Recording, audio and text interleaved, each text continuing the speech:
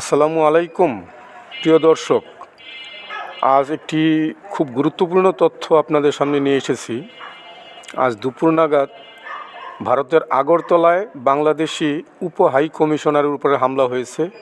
সেখানকার কিছু হিন্দুবাদী সংগঠন তারা এই উপ হাই কমিশনে হামলা করেছে এবং এই হামলা করার আগে ওই ভারতের ইন্টেলিজেন্সরা নাকি তারা এই তথ্যগুলি সংগ্রহ করতে পারেনি, অর্থাৎ ইন্টেলিজেন্স ফেল করেছে।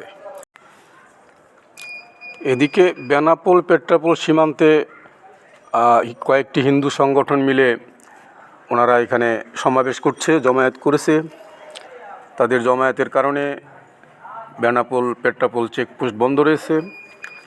ধরেন, যাদের বৈধ ভিসা এবং যাওয়া আসার পারমিশন ছিল তারাও যাওয়া আসা করতে পারতেছে না। এক্সপোর্ট ইম্পোর্ট বন্ধ রয়েছে। মানে সোজা কথা, এখানে একটা অরাজক পরিস্থিতি তারা সৃষ্টি করে রেখেছে। এটা যেন একটা মগের মুল্লুকের মতন অবস্থা তৈরি করে রেখেছে।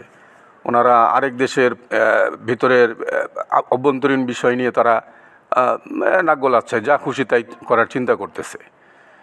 প্রিয় দর্শক, এর প্রতিবাদে ঢাকা বিশ্ববিদ্যালয়ে বৈষম্য বিরোধী ছাত্র এবং সাধারণ ছাত্রছাত্রীরা মিলে একটা প্রতিবাদ বিক্ষোভ মিছিল বের করছে।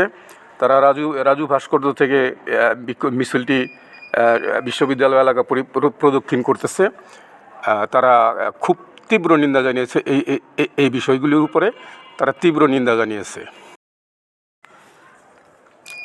এদিকে বেনাপোল পেট্রাপোল সীমান্তে কয়েকটি হিন্দু সংগঠন মিলে ওনারা এখানে সমাবেশ করছে, জমায়েত করেছে। তাদের জমায়েতের কারণে বেনাপোল পেট্রাপোল চেকপোস্ট বন্ধ রয়েছে।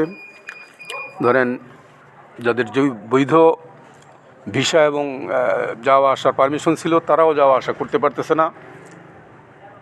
এক্সপোর্ট ইম্পোর্ট বন্ধ রয়েছে। মানে সোজা কথা, এখানে একটা অরাজক পরিস্থিতি তারা সৃষ্টি করে রেখেছে। এটা যেন একটা মগের মুল্লুকের মতন অবস্থা তৈরি করে রেখেছে।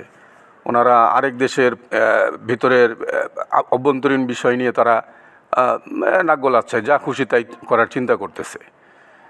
প্রিয় দর্শক, এর প্রতিবাদে ঢাকা বিশ্ববিদ্যালয়ে বৈষম্য বিরোধী ছাত্র এবং সাধারণ ছাত্রছাত্রীরা মিলে একটা প্রতিবাদ বিক্ষোভ মিছিল বের করছে। তারা রাজু ভাস্কর্য থেকে মিছিলটি বিশ্ববিদ্যালয় এলাকা প্রদক্ষিণ করতেছে। তারা খুব তীব্র নিন্দা জানিয়েছে এই বিষয়গুলির উপরে, তারা তীব্র নিন্দা জানিয়েছে।